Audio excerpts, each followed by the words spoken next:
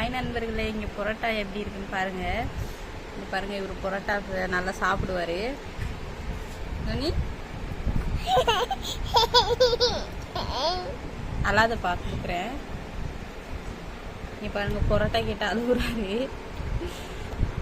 Noni குட்டி tata tata. நம்ம டாட்டான்னு சொன்னால் அவர் இப்படி கை காமிப்பாங்க. டாட்டா அப்படி கை காமிப்பாங்க. வாங்க சாப்பிடலாம் பரோட்டா. இங்கே வந்து பரோட்டா இப்படி தாங்க இருக்கும்.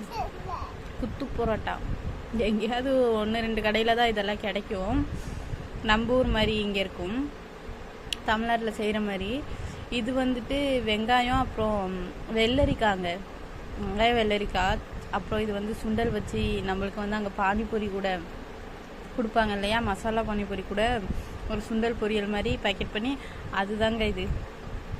இங்கே வந்து பரோட்டாக்கு வந்து இதுதான் கொடுப்பாங்க. பரோட்டா கூட நம்மளுக்கு அங்கே குருமா கொடுப்பாங்க, இங்கே வந்து இந்த சுண்டல் பொரியல் கொடுப்பாங்க. இந்த இவர் வந்து ரொம்பவே நல்லா ருசித்து சாப்பிடுவார் பரோட்டாலாம்.